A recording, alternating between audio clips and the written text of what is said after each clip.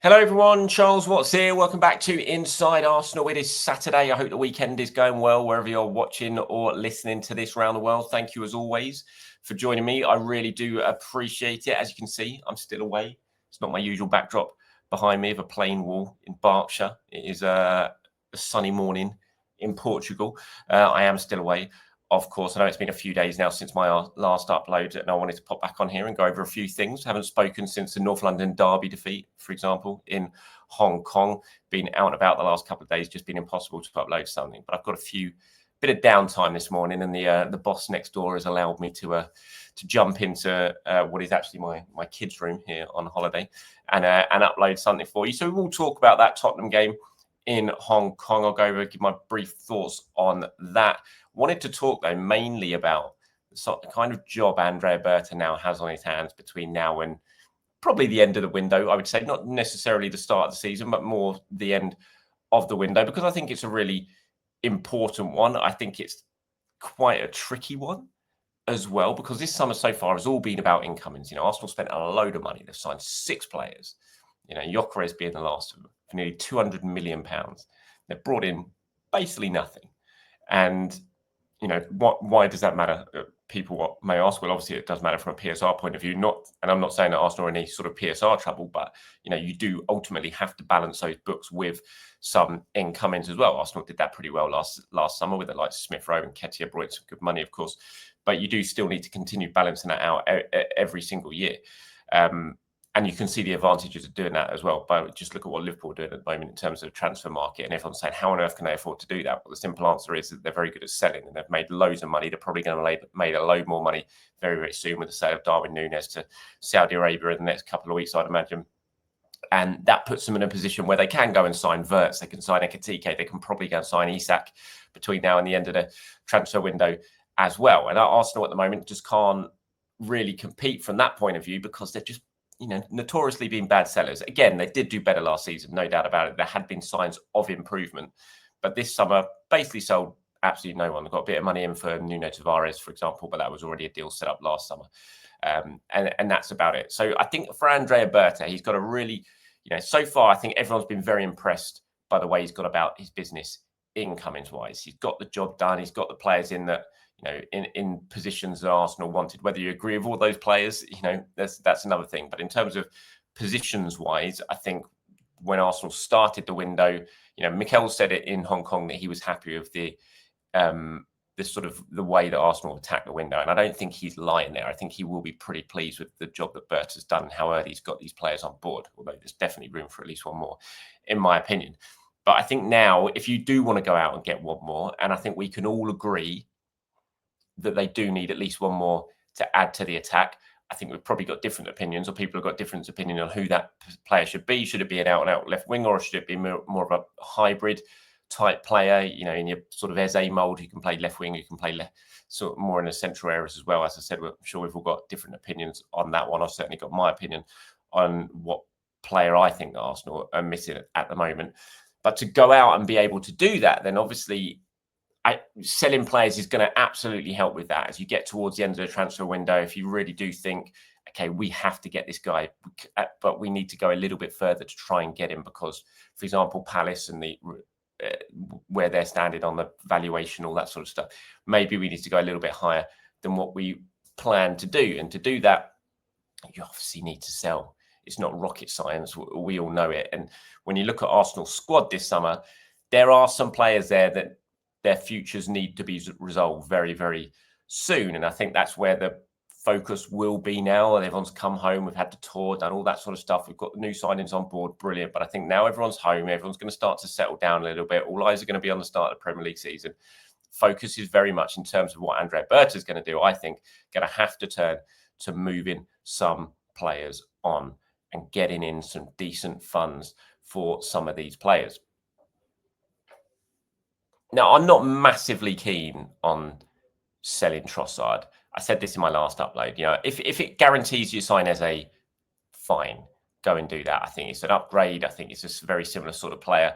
And as long as you're guaranteed that means you can get a deal for Eze over the line, then by all means. But if you're selling Trossard just for the sake of it and you're not really planning on replacing, then I'm not as keen as a lot of people seem to be on that. And I'm in a similar position when it comes to Gabriel Martinelli.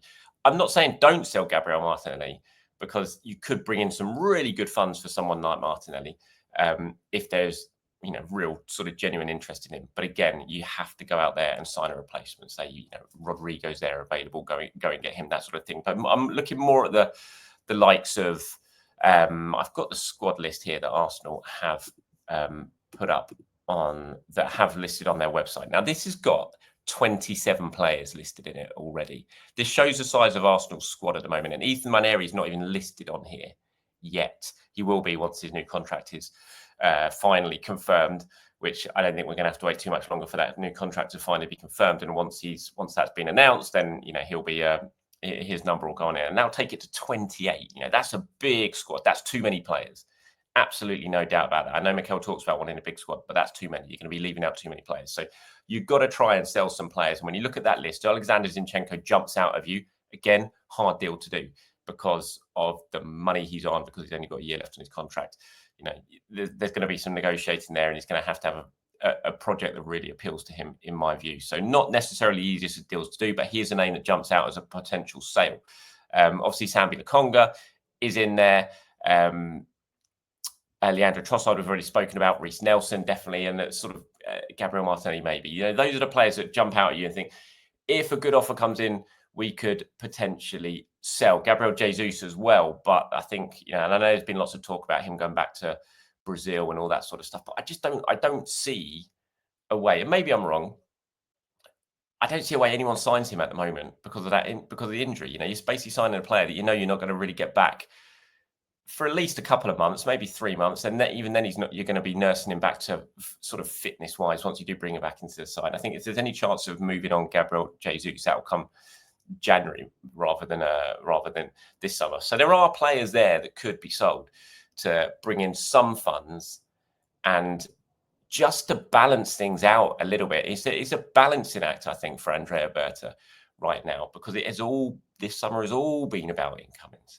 I think the balancing act now is getting that squad down to a manageable number, bringing in some money that does put you in a position potentially that if you do go and sign Eze or try and sign Eze, firm up this interest in him, you've got a little bit more cash to be able to go and do it. I mean, you look at the net spend so far from this summer, and again, this goes back to Liverpool and how can they afford to sign Isak after what they've done? Well, this is a very simple way of putting it. Arsenal spent more net spend-wise, and I know net spend, a lot of it annoys people, that phrase, but I do think it is very important, certainly in the world of PSR when it comes to what you can do elsewhere in the transfer market. Arsenal's net spend so far this summer, £260 million nearly. It's more than Liverpool, even with the signings Liverpool made. And you think Liverpool are going to add the Darwin Núñez sale figures to that number as well. So they're balancing the books really, really well, and that puts them in a position of real power to go out in the transfer market and attack it the way they have done. Arsenal need to be able to get a little bit better. I mean, Liverpool about to sell Tyler Morton for £15 million. Tyler Morton, £15 million. Really smart piece of business, good money bringing into the club. Arsenal need to get better. It's as simple as that. It's not something we've only just known about. We've known about this for a while, and there have been signs before. I think Berta's window so far has been good. I think ultimately what he does next in the next few weeks, how he balances everything out, will certainly decide probably, or go a long way to deciding what else Arsenal can do when it comes to the transfer window. I mean, I'm talking about Eze, obviously, in a lot of this, and you all know my thoughts on Eze. I think he's a wonderful player who I'd love to see come to Arsenal. Scored a goal in there, got a goal and an assist yesterday in their pre-season friendly win against Augsburg. Eze, really clever assist for a free kick, goal coming when he drifted in off that left-hand side. Now, there's lots of confusion about Eze's release clause. It depends who you talk to about this, about whether it's actually expired already, because there's lots of talk that it expired yesterday. But there's also, depending on who you talk to, where that actually isn't the case, and there's still at least a couple of weeks left on this release clause. Again, it's very, very confusing when it comes to who you speak to about Eze's release clause. Ultimately, I'm not sure it really matters that much, because I don't think Arsenal in any of this have really expressed a big, strong desire to pay Eze's release clause. I think if they are going to get a deal done for him later on in the window, then it will probably come down to some sort of negotiation with Palace and trying to do a similar sort of deal that they did with Martin Zubimendi. But when I go back to the Tottenham game, so we'll talk about Tottenham now, and I only saw the second half, saw bits and pieces of the first half. I saw the second half, and it was very, very similar, obviously, to what we saw last season. Casey Lundy's got in touch here, says, I know it's only pre-season, but that performance against Spurs was worrying as it was the exact same issues as last season. Started well, then Spurs locked down our wingers, and after that we created nothing, lacked a cutting edge, and Odegaard looked poor like he did most last season. Does it worry you that we look so stale, overcoached, or lacking creativity? Or am I reading too much into it? I don't think you're reading too much into it. I think pre-season does matter, and I think it sets the tone. I don't think Arsenal have been terrible in this pre-season. I don't think they were great against Spurs. And there was definitely worrying signs against Spurs of just a replication of last season. You sort of concede a goal, and then the team you're playing against thinks, oh, this is Arsenal. We know how we can sort of nullify them and really, really make them struggle. And we're going to play in this low block. We're going to let them pass it around us, go from side to side, and keep things tight. As Casey Lundy says here, sort of lock down the wingers, make sure they can't do us many damage, don't give them any space to run into, and Arsenal will struggle to break you down. The one thing that I'm not like massively concerned about it yet is this was basically Arsenal's team from last season, barring Norgard from the starting 11. So it's always going to be fairly similar. I think the game changers Arsenal brought on are what we hope are going to be the game changers that Arsenal brought on to this game. You know, we saw Gyokeres for 10 minutes. That was it. We were never going to, you know, it's just too short a timescale to be able to see anything. And the pattern had completely fallen into complete low block at that point for Spurs. Madueke is another, you know, real sort of box crashing winger who is going to take players on, drag players out of position. You know, that's what he's been signed to do. I think a big part of his signing is to try and counteract the issues Arsenal have had when it comes to a low block. He wasn't on the pitch. So, you know, the two players we've so far seen added in the attack to try and help Arsenal's issues against the low block weren't on the pitch. So if they were, and they were fully fit, then I'd be slightly more concerned than I was now. But I do get, you know, I was sitting there watching it thinking, oh, God, they're never scoring here. You know, left wing's the same issue as before. Not really any threat there. Odegaard was sort of struggling, getting outnumbered in the middle area because, again, there's no one else to really sort of share that burden in the central areas. Out wide, they doubled up on Saka, tripled up on Saka, and they kind of just knew that they weren't going to be in any sort of trouble. So, you know, I was having those flashbacks to last season, but I do think the additions of Gyokeres and Madueke, when they're both up to speed and they're both starting, should help solve that. But I did think sitting there, especially seeing Odegaard being sort of outnumbered in midfield and him being the only one really tasked with creating in that central area, I was just sitting there thinking, this is crying out for an Eze. It really is. It just really, really is. And I know a lot of people are more in the boat if we want a new left winger, and I can understand that because the left wingers have been struggling. But I do just think another central option who can be in and around that area alongside Odegaard, who can shoot from distance, who can do something out of nothing, who can pick out the top corner when everyone's crowding him out. That sort of player, I think, could be a real game changer for Arsenal. It's why I've always been in that camp for a long time now, and I'm still in it. And watching this game against Spurs just really sort of made me double down on that opinion that I just think Eze would be a wonderful addition to this team and could really help them in the issues that we saw them play against Tottenham, because Tottenham weren't great by any means. Fair play to them. They defended well. The goal was a foul, by the way. I mean, how on earth that's not a free kick? You know, that wouldn't count in the Premier League with VAR. There's no way that's not a foul. Clearly it was. The referee missed it. Brilliant finish. And obviously we've seen that before. I think the whole David Raya way off his line thing is something that Arsenal are going to have to work on a little bit because teams know about it. I can't remember what manager it was spoke about it, or a player spoke about it last season when he was lobbed from that sort of distance. I think it was Palace, wasn't it? Was it Mateta scored a goal like that? And Glasner spoke about it in his press conference afterwards, saying we knew that he was off his line and we told players to shoot on sight if they do turn over possession early. So I think Arsenal need to think about that a little bit because it's a tactic that more teams are going to employ because that's how Arsenal play. Lewis Skelly, you know, I've seen him coming for a little bit of criticism for it, but at the end of the day, legs were tripped. You know, it was a definite foul for me. So, yeah, my thoughts on it. I have just rambled for a while on it, but wasn't entirely pleased.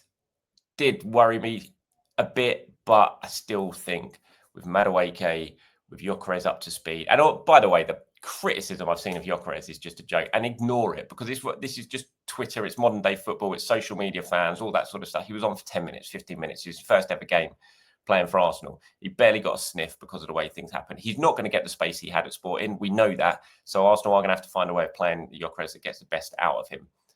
But criticism of him after 10 minutes, 15 minutes, do me a favour. It's just utterly pathetic. It's just rival fans trying to wind up Arsenal fans up. So don't listen to it. It really does not matter. So, yes, that was my thoughts on the Spurs game.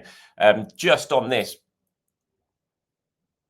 very interesting watching this from afar. I've just seen as I was about to start doing this video, Newcastle have lodged a bid for Benjamin Sesko. Not been accepted yet. We'll wait and find out if that progresses or not. But it made me laugh yesterday. The whole Liverpool put a bid in for Isak and then briefed far and wide to all the media, we're not going to bid again. What a load of rubbish. Of course they are. They're going to. I'm sure they end up signing Alexander Isak. It's all a game of cat and mouse. But and the fact that Newcastle, clearly they don't believe them. That's why Newcastle have now bid for Sesko. You know, the Isak, the way Isak's acted, the where he's gone, basically going on strike again, training on his own over at Sociedad. You know, there's only one outcome really from this, and I would be stunned if he's not a Liverpool player at the end of the window at some point. I think the move that we see at Newcastle make now to try and beat Man United to Benjamin Sesko absolutely shows that. But yeah, it did make me laugh yesterday, Liverpool. I don't think anyone believed that brief that was put out by them. Right, a couple of things now before I wrap this one up today. This was last time I spoke to you. I asked because we talked about Gyokeres and the record sales shirts numbers that Arsenal have done. I was like, I wonder why, people have so many more people have done this than say when Ozil signed and stuff like that. I thought it was really, really interesting. And I asked the question and I had loads of responses. Here's just a few of them that I wanted to go over. So the Realistic Gooner says, hi, Charles, to add a little meat to your bone on Gyokeres shirt sales. I was in the Armoury yesterday buying a shirt for my client's daughter. While chatting to the assistant who was printing the shirt, he was telling me they sold 15,000 Gyokeres shirts since Saturday. In his words, I've done nothing but those for 4 days. Don't know how this compares to other players' first shirt sales, but that's a nice 1.2 million or thereabouts based on £80 per shirt. So that's his first few goals bonus sorted. Big misconception there. Shirt sales, Arsenal don't get much money for shirt sales, unfortunately. The big chunk of Arsenal's money when it comes to shirts are the sponsorship agreement they signed with Adidas. The designer, the Adidas get far more from shirt sales than Arsenal do. Is that you always see that he's going to repay his transfer fee back in 6 months for the amount of shirts he's going to sell. It's just not the case. That isn't how it worked. But yeah, I thought that was interesting there. So 15,000 since Saturday. Polish says, I brought Gyokeres jersey due to the commitment he had to join us, and we finally have a proper striker with an amazing celebration. Can't wait to be imitating him with my baby son this coming season. Hopefully, we're all doing that plenty of times this season. Utonin says, why did I buy a Gyokeres shirt for my son on the day he was bought? Positive reinforcement for the club. You bring us the players we want, I'll spend my money. Bring us some more, please. JC says, I got the shirt. I just came from the Armoury. I always get Arsenal shirts because I'm a gooner. I need a lucky shirt for the season. Each shirt has a season and stories behind it. It becomes a memento that I'll keep forever. I will always be proud to wear our shirt. And yeah, I got Gyokeres. Why? Because I believe in him, and that's my way of supporting him and welcoming him to my club. I also believe that when Gyokeres sees everyone wearing a shirt, it will give him a big boost, knowing that we will back him. There was lots of other ones as well. So thank you very much for everyone for getting in touch and explaining to me why you were so keen to get the Gyokeres shirt number. I can't wait. Hopefully we're going to see, as I said, that celebration lots and lots of times. And people really misunderstood why I was saying it now. I wasn't disrespecting Gyokeres by saying, why would you get his shirt? I understand it. I wanted to get everyone's reasons for it. I wasn't questioning him at all. I'm so excited. I wanted Gyokeres all summer. He was always just ahead, I think, for me, of Sesko in that debate. So I'm delighted Arsenal get him. Can't wait to see what he's got to do this season. And finally here, Arsenal Tube 1678 says, hi Charles, enjoy your holiday. Thank you very much. Should we be concerned about Big Gabby's fitness? After playing 45 minutes against Watford, he's missed 3 games. Can he make it to the opening day? Do you have any info?